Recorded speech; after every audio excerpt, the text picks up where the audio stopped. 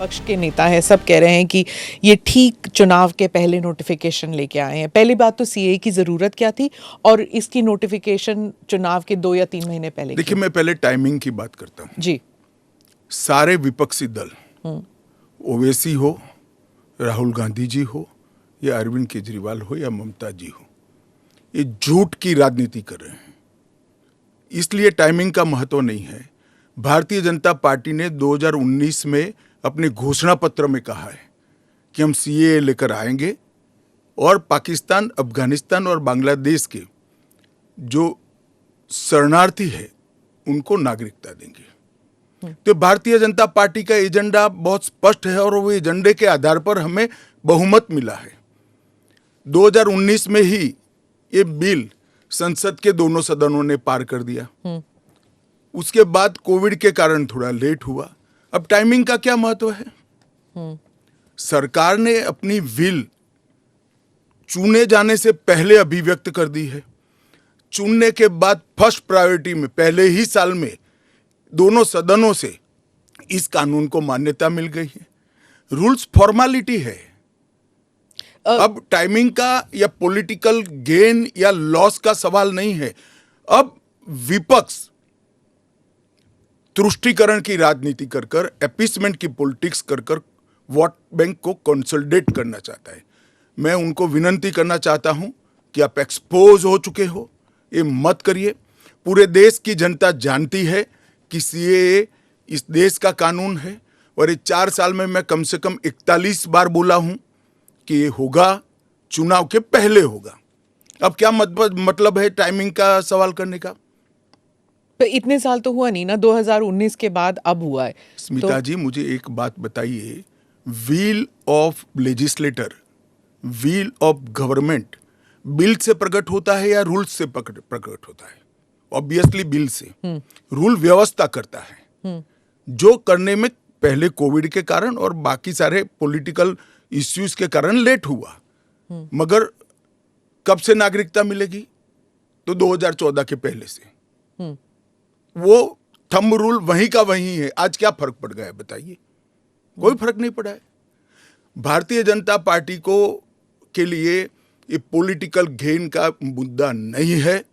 Bharatiya Janata party के लिए, हमारे नेता नरेंद्र मोदी जी के लिए अफगानिस्तान, पाकिस्तान और बांग्लादेश से आए हुए करोड़ों शरणार्थियों को उनका अधिकार देने का मुद्दा है, उनकी वेदना से मुक्ति दिलाने का मुद्दा है और उनकी 3 पीढ़ी को न्याय देने का मुद्दा है, जो कांग्रेस पार्टी ने कभी नहीं दिया। आप कह रहे हैं करोड़ों लोग यहाँ आएंगे, लेकिन ये पॉलिटिकल नहीं है, मतलब आपको कोई पॉलिटिकल फायदा नहीं होगा। लेकिन जो विपक्ष है वो कहती है कि आप एक नया वोट बैंक बना रहे हैं, बीजेपी एक नया वोट बैंक बना रही है अपने लिए। देखिए, विपक्ष को और कोई काम नहीं। उन्होंने तो सर्जिकल स्ट्राइक और एयर स्ट्राइक को भी बताया कि आपका पॉलिटिकल फायदा है, तो क्या हम टेररिज्म पर कदम न उठाए?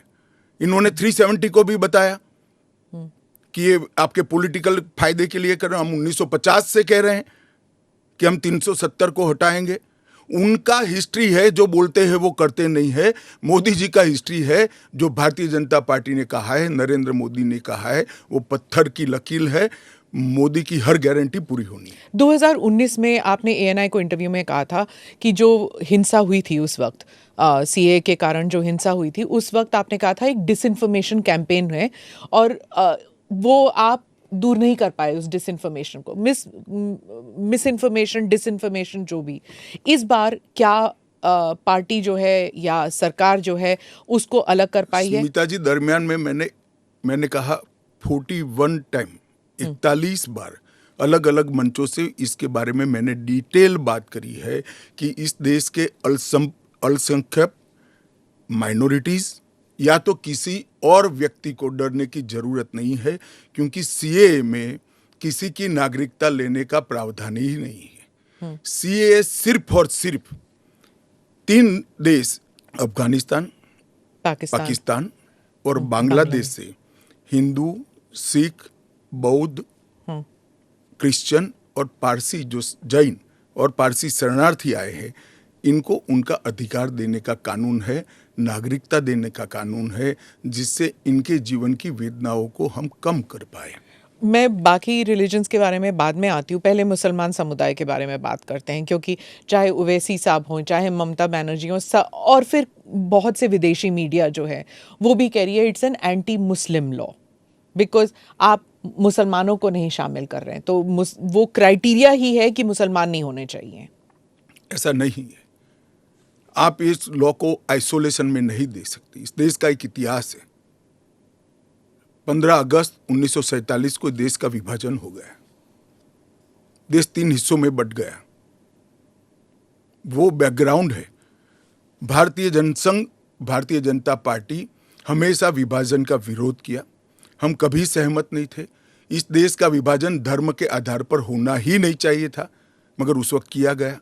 जब धर्म के आधार पर आप विभाजन करते हो और वहां जो अल्पसंख्यक है उन लोगों पर ढेर सारे अत्याचार हो, धर्म परिवर्तन कराए जाए, इनकी महिलाओं को अपमानित किया जाए, वो माँ बहन बेटी के लिए वो शरण में आए भारत की, तो क्या उसको यहाँ नागरिकता का अधिकार नहीं है?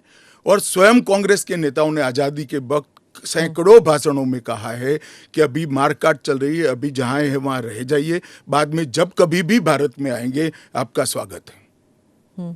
परंतु बाद में इलेक्टोरल पॉलिटिक्स चालू हुई, वोट बैंक की राजनीति चालू हुई। अपीसमेंट के कारण वो वादा कांग्रेस पार्टी ने कभी पूरा नहीं किया जो आज नरेंद्र मोदी पूरा कर रहे हैं।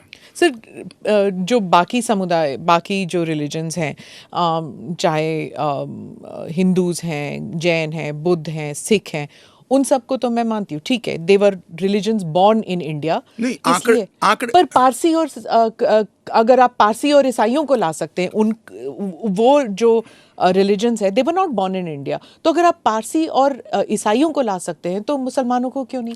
देखिए, मुस्लिम आबादी के लिए ही वो हिस्सा आज भारत का भाग नहीं है। वो भूमि इसीलिए दे दी गई थी। फिर तो हर देश से अव्यवस्था से जो आना चाहिए, इसके लिए भारत के दरवाजे खोल लो। भारत कहां बचता है?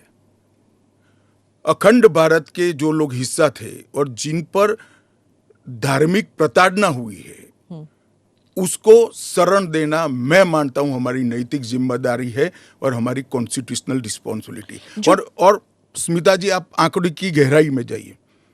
जब विभाजन हुआ तब पाकिस्तान में 23% हिंदू थे, हिंदू और सिख थे। आज 3.7% बच गए। कहां गए सारे? इतने सारे तो यहां आए नहीं। धर्म परिवर्तन हुआ, अपमानित किया गया, दोयम दर्जे के नागरिक के नाते इनको रखा गया। कहां जाएंगे ये लोग? क्या देश इसका विचार नहीं करेगा? देश की पार्लियामेंट इसका विचार नहीं करेगी? देश की पॉलिटिकल पार्टियों ने इनका विचार नहीं करना चाहिए? इसमें अहमदी मैं है, बांग्लादेश बलोच भी है। मैं बांग्लादेश की बात करता हूं जी। 1951 में हिंदुओं का प्रतिशत 22% था। मैं 51 की बात कर रहा हूं। बांग्लादेश की 51 के आंकड़े ऊपर हमारे पास है। 2011 की जनगणना में वो 10% रह गए। कहां गए वो लोग? अफगानिस्तान 1992 के पूर्व, मैं 92 के आंकड़े मेरे पास लगभग 2 लाख सिख और हिंदू थे और आज करीब 500 बच गए। क्या इन लोगों को अपनी बिलीफ से जीने का अधिकार नहीं है? वो जब भारत एक था तब हमारे ही थे, हमारे ही भाई है, हमारी ही बहन है, हमारी ही माता है। अगर यही थ्योरी को आप अपना लो तो पार्टीशन के बाद इतने सारे शरणार्थियों को क्यों लिया? उसका भी तर्क नहीं है फिर तो वही मैं पूछूंगी कि आपने कहा कि धर्म के आधार पर दूसरा मुल्क बना, पर वहां पर शिया और अहमदी, बलोच, ये भी तो प्रताड़ित है वहां पर। देखिए, वो प्रताड़ना आंकड़ों के आधार पर इतनी सिद्ध नहीं की जाती और पूरी दुनिया में सारा ब्लॉक मुस्लिम ब्लॉक माना जाता है। आप मेरी बात समझ कर चलिए। और शिया, अहमदिया वो तो छोड़िए, मुसलमान को भी अधिकार है यहाँ एप्लीकेशन करने का। हमारे संविधान ने रास्ता खोला है वो एप्लीकेशन कर रेफ्यूजी के तौर पर। ना, रेफ्यूजी के तौर पर नहीं, नागरिकता लेने के लिए अप्लाई कर सकते हैं। भारत सरकार इनकी भारत की सुरक्षा और भारत की बाकी सारी चीजों को देखते हुए उसका निर्णय करेगी। अच्छा, तो एक रास्ता किसी के लिए बंद नहीं है। ये स्पेशल एक्ट इसलिए बनाया है कि ये किसी भी वैध डॉक्यूमेंट के बगैर शरण में आए हैं, बॉर्डर क्रॉस कर कर आ गए हैं। तो अब आपने पोर्टल भी खोल दिया है, उसमें वो सारे डिटेल्स करेंगे। वो पोर्टल सुरक्षित है, और अगर किसी के पास दस्तावेज नहीं है तो क्या अब वो ना नागरिक है, ना माइग्रेंट है, ना रेफ्यूजी है, क्या बन जाते हैं? देखिए, मैं आपको बताता हूं, जिनके पास दस्तावेज नहीं है इसका रास्ता हम बाद में ढूंढेंगे, परंतु जिनके पास दस्तावेज है वो मेरे एक रफ अंदाज से 85% से ज्यादा है। और कितनी देर लगेगी, क्योंकि उन्हें एक ओथ भी लेना पड़ेगा। हमने कोई उस- समय मर्यादा नहीं रखी है। अच्छा। आराम से सब लोग एप्लीकेशन करें। मैं सबको अपील करता हूं, आप आराम से करिए। ये एप्लीकेशन देश की सभी भाषाओं में है। आपकी भाषा में आप डाउनलोड कर सकते हो, एप्लीकेशन कर सकते हो, और आपकी समय की अनुकूलता से भारत सरकार आपको इंटरव्यू के लिए बुलाएगी और डॉक्यूमेंट की ऑडिट के लिए बुलाएगी। और वो फेस टू फेस इंटरव्यू होगा या फिर या फेस टू फेस होगा? Face to face? Original document लेकर आना पड़ेगा। और अगर वो सेकंड जनरेशन रेफ्यूजीज है, मतलब अगर उनके बच्चे हो गए हिंदुस्तान में, 15 अगस्त 1947 से लेकर 31 दिसंबर 2014 तक जो भी आए हैं वो और उनके बच्चों का भारत में स्वागत है। ठीक। मैं आपके आलोचक के जो कमेंट्स हैं उनको पढ़ती हूँ, और आप बताइए। जो दिल्ली के चीफ मिनिस्टर हैं वो कहते हैं, वो सवाल उठा रहे हैं। उन्होंने कहा कि ये जो अंधाधुंध लोग आएंगे, बीजेपी उन्हें नागरिकता देगी, उससे थेफ्ट, रॉबरीज, रेप बढ़ जाएगा। दिल्ली के मुख्यमंत्री अपने भ्रष्टाचार के उजागर होने से अपना आपा खो बैठे हैं। उनको मालूम नहीं है कि ये सारे लोग आ चुके हैं, आज भारत में ही रह रहे हैं। सिर्फ इनको अधिकार नहीं मिला है, वो अधिकार देने की बात है। 2014 तक जो आ गए इनको नागरिकता देनी है। और इतनी ही चिंता है तो वो क्यों बांग्लादेशी घुसपैठियों की बात नहीं करते हैं, रोहिंग्यास का विरोध क्यों नहीं करते हैं? क्योंकि वो वोट बैंक की पॉलिटिक्स कर रहे हैं। दिल्ली के चुनाव उनके लिए लोहे के चने चबाने जैसे हैं, इसलिए वोट बैंक की पॉलिटिक्स कर रहे हैं। नौकरी का कहां सवाल है, वो ऑलरेडी यहां है। और बांग्लादेशी नौकरी का अधिकार नहीं मार रहे हैं क्या? रोहिंग्यास नहीं मार रहे हैं?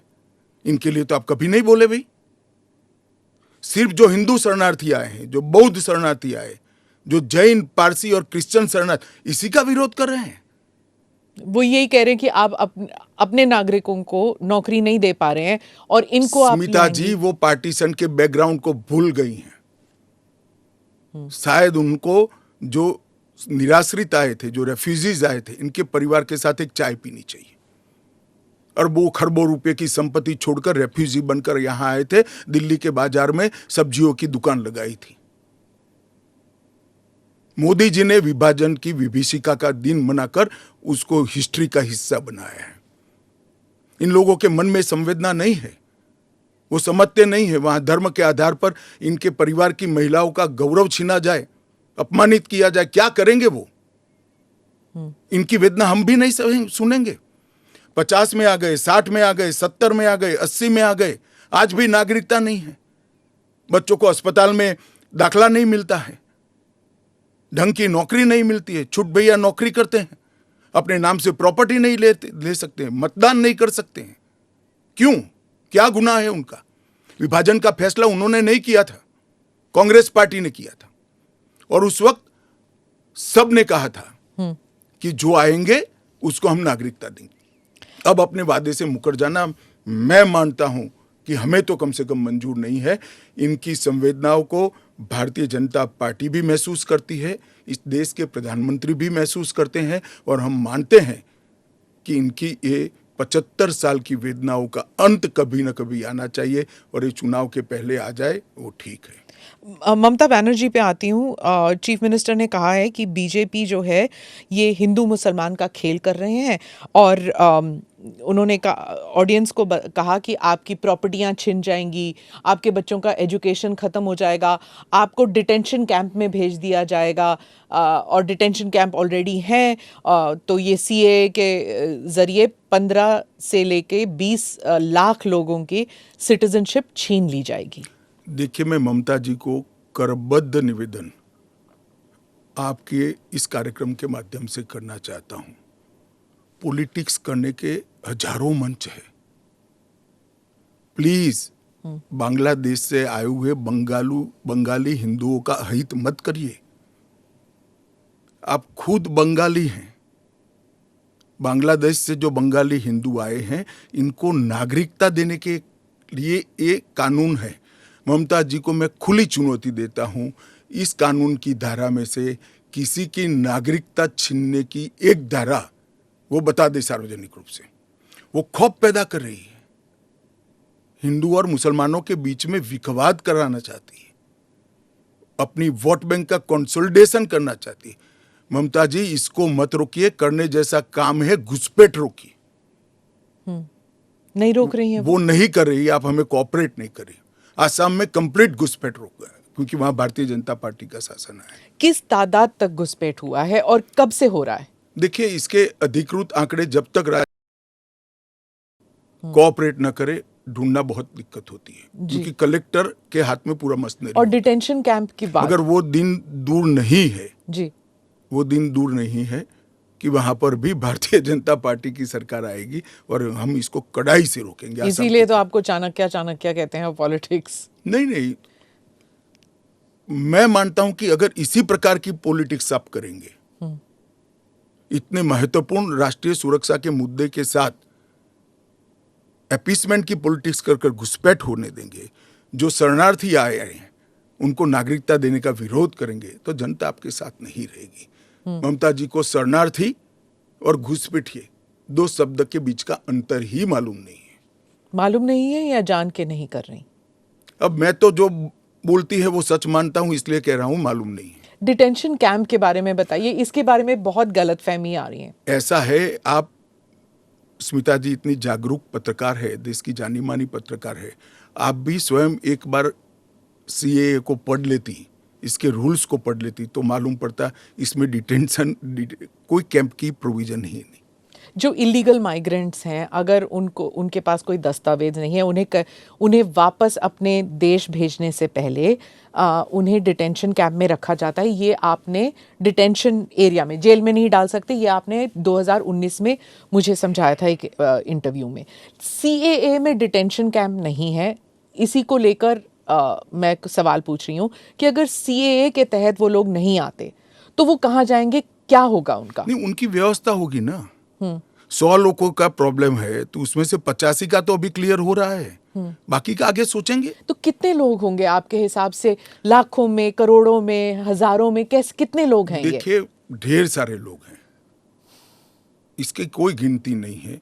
वो जब एप्लीकेशन आएगी, और बहुत सारे लोग, ये जो मिस कैंपेन चल रहा है, अपप्रचार चल रहा है, इसके कारण शायद एप्लीकेशन करते हुए भी डरेंगे। मैं सबको आश्वस्त करना चाहता हूं, आप यहां पर अप्लाई कर दीजिए। नरेंद्र मोदी गवर्नमेंट पर भरोसा रखिए। आपको रिट्रोस्पेक्टिव इफेक्ट से सिटीजनशिप दी जाएगी।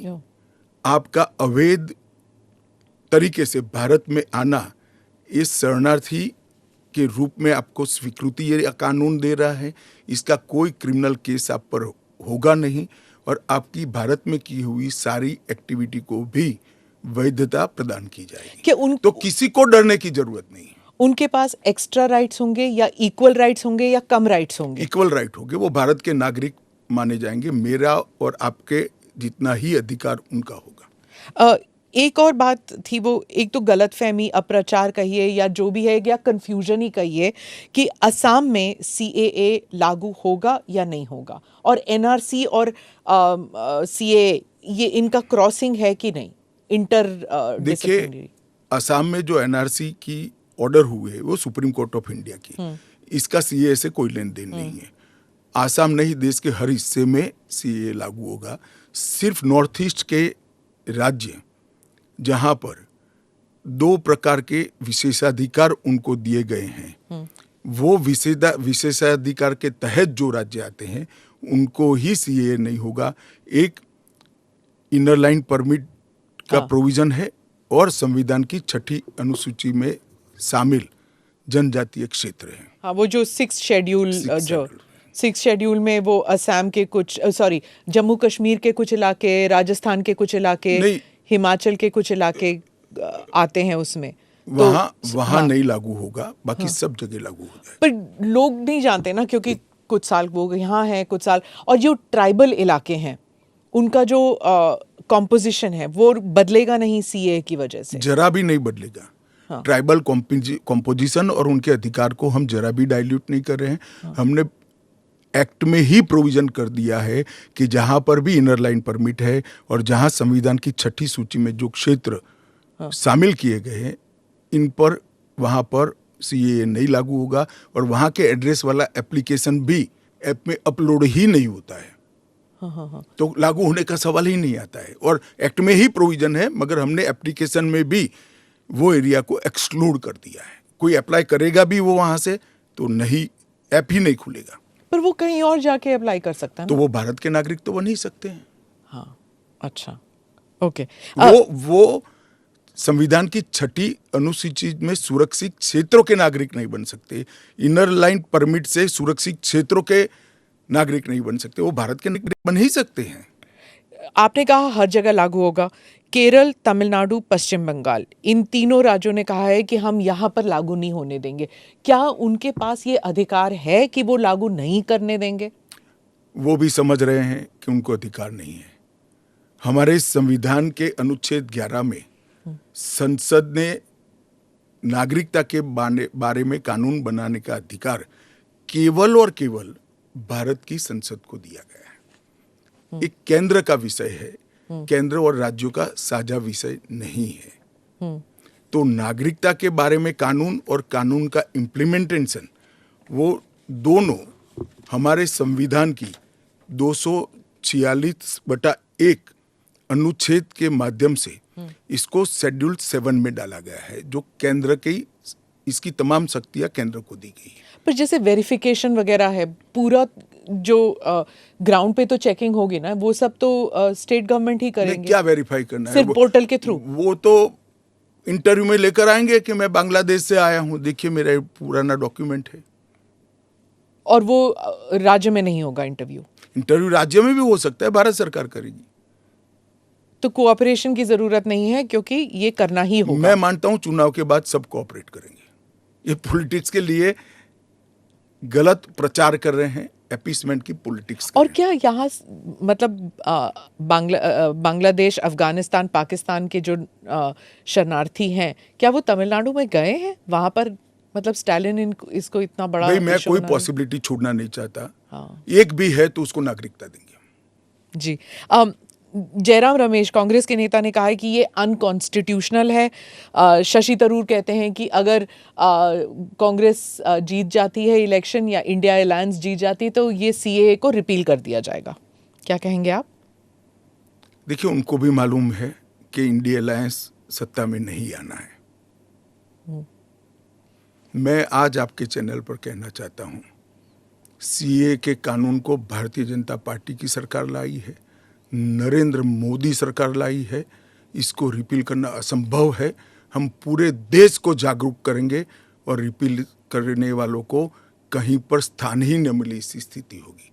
और जहां तक असंवैधानिक होने का सवाल है, वो आर्टिकल अनुच्छेद 14 का हवाला देते हैं। वो भूल जाते हैं कि अनुच्छेद 14 में 2 अपवाद रखे हुए हैं। एक रीजनेबल क्लासिफिकेशन का अपवाद है और दूसरा कानून के उद्देश्यों के साथ लॉजिकल संबंध होना चाहिए। तो वो आर्टिकल 14 का वायोलेशन नहीं करता है। इसमें रीजनेबल क्लासिफिकेशन बहुत स्पष्ट है कि जिन लोगों पर भारत के पुराने हिस्सों में आज वो विभाजन के कारण देश से कटे हैं, अफगानिस्तान, पाकिस्तान और बांग्लादेश में, जिन लोगों पर धार्मिक प्रताड़ना होने के कारण जो भारत की शरण में आए हैं, उसके लिए एक कानून है। तो रीजनेबल क्लासिफिकेशन बहुत स्पष्ट है और इसलिए ये पूरी तरह से संवैधानिक कानून है। एक और क्रिटिसिज्म है, महबूबा मुफ्ती कहती हैं कि ये सुप्रीम कोर्ट में जो है उसकी सुनवाई अभी बाकी है, तो इतनी जल्दबाजी क्यों? देखिए, हर कानून को कोई सुप्रीम कोर्ट में स्टे करेगा तो कानून का इम्प्लीमेंटेशन नहीं होगा। सुप्रीम कोर्ट के सामने न्याय मांगने के लिए जाना और सुप्रीम कोर्ट ने स्टे देना दो अलग बात है। इस कानून पर सुप्रीम कोर्ट का कोई स्टे नहीं है। 4 साल से लोग गए हैं, अभी लंबित है, मगर सुप्रीम कोर्ट ने इसके इम्प्लीमेंटेशन पर कुछ स्टे नहीं दिया है। मैं महबूबा जी को पूछना चाहता हूं, 370 पर 1951 में ही सुप्रीम कोर्ट में अर्जी हो गई थी, फिर क्यों इतने समय तक आप एंजॉय किए भाई? आप बताएंगे देश की जनता को? जब आपके पक्ष की बात होती है तब नैतिकता के पैरामीटर्स बदल जाते हैं। ऐसे नहीं होता है। देश का एक संविधान है, परंपराएं हैं, अदालतों की परिपाटी है, इसके हिसाब से देश चलता है। वो संविधान के बारे में बात करें तो यूबीटी जो ग्रुप है शिवसेना की, वो कहते हैं कि आपकी विफलताओं को छुपाने के लिए मेरा उद्धव जी से रिक्वेस्ट है कि कानून चाहिए या न चाहिए वो स्पष्ट करो पहले। क्या उद्धव जी बोल सकते हैं कि कानून नहीं आना चाहिए? मैं आज उनका आह्वान करता हूं, देश की जनता के सामने, महाराष्ट्र की जनता के सामने स्पष्ट करें कि सीएए नहीं होना चाहिए। हिंदू शरणार्थियों को, बौद्ध शरणार्थियों को, जैन, बौद्ध और क्रिश्चियन शरणार्थियों को नागरिकता नहीं मिलनी चाहिए। एक बार उद्धव जी स्पष्ट करे जरा। आपका इशारा बाल आई ठाकरे वॉश की। आप कर रहे हो, टाइमिंग का सवाल दिख, तत्व का क्यों चर्चा नहीं करते हो? आपका इशारा बाल ठाकरे की तरफ नहीं, मेरा तो उनकी ओर है। बाल ठाकरे साहब तो अब रहे नहीं, वो स्पष्ट करे। क्योंकि वो पहले बोलते थे जो नहीं, पार्लियामेंट में भी बोले हैं। अब उनको अल्पसंख्यकों के वोट चाहिए, एपीसमेंट की पॉलिटिक्स इसलिए आज उद्धव ठाकरे कर रहे हैं, हम नहीं कर रहे। हमारा डे 1 से स्पष्ट स्टैंड है कि भारत के कटे हुए हिस्से से जो शरणार्थी आए हैं, ये 3 देशों से धार्मिक प्रताड़ना के कारण आए हैं। वहां के जो अल्पसंख्यक आए हैं उनको इस देश को नागरिकता देनी चाहिए। ओवैसी साहब पे आ जाती हूँ, जो आपके हमेशा ही स्पीक्स अगेंस्ट यू, तो उनके बारे में वो खुलकर ही कह रहे हैं कि ये एंटी मुस्लिम है। क्या तर्क है आपका? एंटी मुस्लिम कैसे है? कि आप सिर्फ मुसलमानों को एक उसको आपने क्राइटेरिया बना दिया, ये मैं वो कह रहे हैं। क्राइटेरिया ये बना है कि जिस पर धार्मिक प्रताड़ना होती है इसको देंगे, और अगर वो और मुसलमान भारत तो के नहीं। पुराने हिस्से से मुसलमानों पर इसलिए धार्मिक प्रताड़ना नहीं हो सकती कि तीनों देश घोषित इस्लामी स्टेट है। कौन करेगा धार्मिक प्रताड़ना? कौन करेगा इस्लाम के अनुयायियों के साथ? ये तीनों देश घोषित इस्लामिक स्टेट इनके नाम के अंदर है, इनके संविधान में है। पर मैं फिर से वही पूछूंगी कि अगर आप ईसाइयों को दे सकते हैं, अगर आप पारसीज को दे सकते हैं जो इस्लामिक नहीं है, और अगर उन पर हो रहा है, तो फिर आप why can't you give it मुसलमानों को क्यों नहीं? देखिए, ऐसे तो फिर दुनिया भर से देश में जो आए सबको नागरिकता दे तो दो। अमेरिका तो करता है ना, सबको ले हम भी लेता है। करते हैं, अप्लाई करे वो घुस कर नहीं आ सकते। उनको ऑफिशियल एयरपोर्ट से, ऑफिशियल पोर्ट से, ऑफिशियल लैंड पोर्ट से आने की परमिशन ही नहीं है, इसलिए बेचारे घुस कर आते हैं, शरण में आते हैं। अमित भाई, वो आपका एक वो इंटरव्यू बार बार लूप पे चल रहा है हर जगह कि क्रोनोलॉजी समझिए, सीए के बाद एनआरसी आएगा। देखिए, ऐसा है स्मिता जी, सीए का कानून अभी चर्चा पर है। एक, इसमें एनआरसी का कोई प्रोविजन नहीं है। 2, इसमें किसी की नागरिकता छीनने का कोई प्रोविजन नहीं है। 3, अगर विपक्ष को ये चाहिए कि उनसे चर्चा हो, तो कोई भी कानून करने से पहले और बाद में संसद में चर्चा होती ही है। तो दोनों को मिक्सअप कर कर आप क्या लेना चाहते हो? अभी सिर्फ सीए चर्चा में है। जैसे सीए को इतना वक्त लगा, जिस तरह फार्म लॉज को रोल बैक किया गया क्योंकि सच अ लॉट ऑफ बैकलैश, तो क्या अगर इंटरनेशनल प्रेस में आने लगे और अगर यहाँ पर सड़कों पर लोग उतर आए, तो क्या ये भी वापस ले लिया जाएगा? देखिए, सीए का कानून कभी वापस नहीं जाएगा, और भारत की नागरिकता सुनिश्चित करना ये भारत का विषय है, भारत की संप्रभुता का निर्णय है। इसके साथ हम कोई कॉम्प्रोमाइज नहीं कर सकते। जब हम ट्राइबल एरियाज़ की बात करते हैं, अभी आपने कहा कि जो 6 शेड्यूल और जो काउंसिल्स, ट्राइबल काउंसिल्स का एरिया था, वहाँ पर ये ऑटोनोमस काउंसिल्स जहाँ पर हैं वहाँ पर नहीं होगा, लागू नहीं होगा।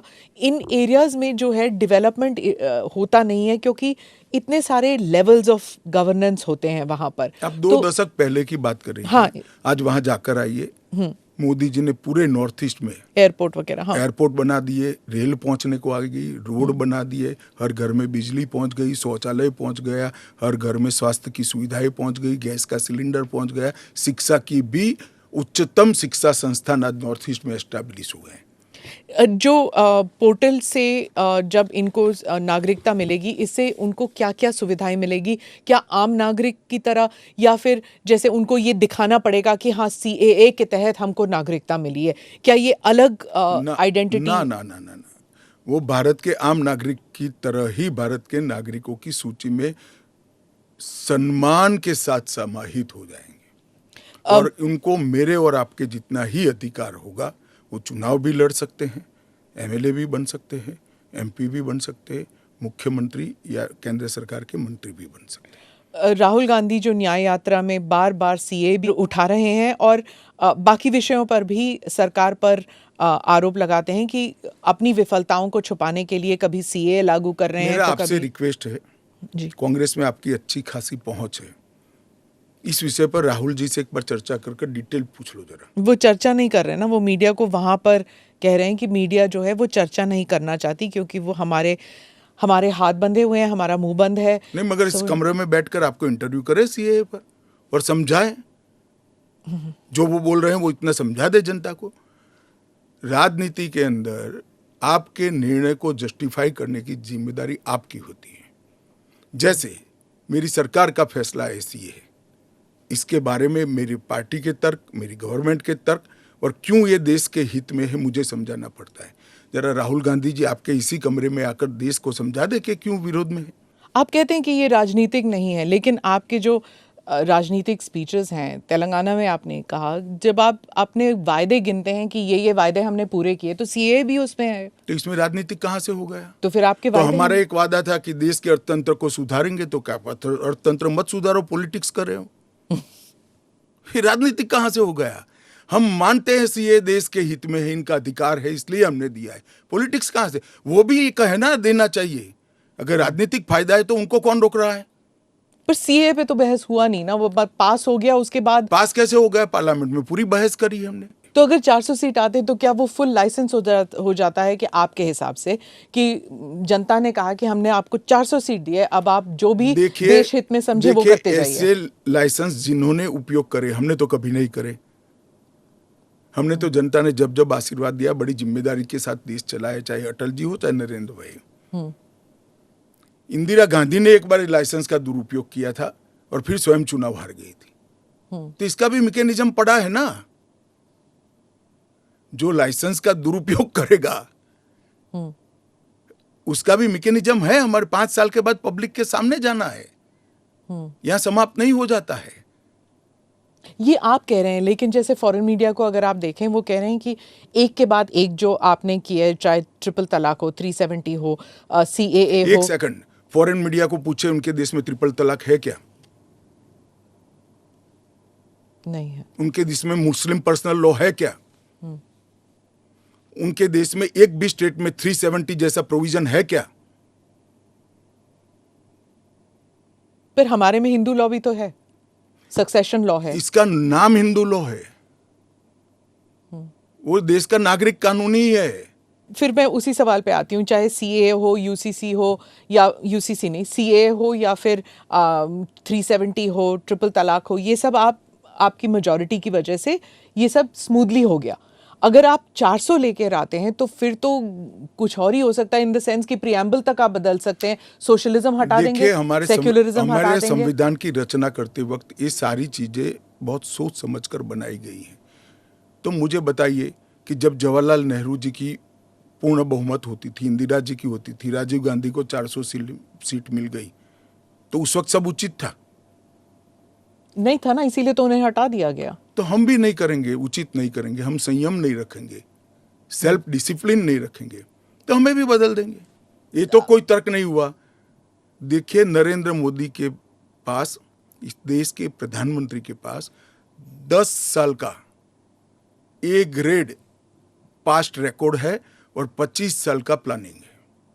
25 और साल 25 साल Total. का प्लानिंग उन्होंने बनाया है कि 15 अगस्त 2047 को भारत पूर्ण विकसित भारत होगा। और उन्होंने पहली बार सरकार की मदद से नहीं, देश के 130 करोड़ लोगों को आह्वान लेकर संकल्प करा है कि सभी लोग जुटे। और ये 25 साल भारत को महान बनाने के 25 साल है। और मुझे बड़ा गर्व है कि मेरे नेता के आह्वान पर पूरा देश आज इस संकल्प से संकल्पित होकर अमृत काल के लिए तैयार होकर खड़ा है। इसके साथ साथ इस देश में गुड गवर्नेंस, इस देश के अर्थतंत्र को दुनिया के प्रमुख अर्थतंत्रों में शुमार करना, दुनिया भर के टेक्नोलॉजी और R&D के लिए एक प्लेटफॉर्म बनाना, भारत को मैन्युफैक्चरिंग का हब बनाना, भारत को हर क्षेत्र में आत्मनिर्भर बनाना, इस देश की शिक्षा व्यवस्था को दुनिया के साथ और दुनिया से आगे ले जाने का प्रयास करना, ये सारी चीजें हमने करी है और ये भी हमारा एजेंडा है। मगर आप जब हमारे भाषण में से कुछ चुन लेती हो तो यही मुद्दे चुनती हो। अगर आप चुनाव जीतते हैं अगले 5 साल में एजेंडा क्या होगा? चलिए, एजेंडा हमारा घोषणा पत्र आएगा, इसमें आ जाएगा। आपका बहुत बहुत धन्यवाद। चलिए, धन्यवाद।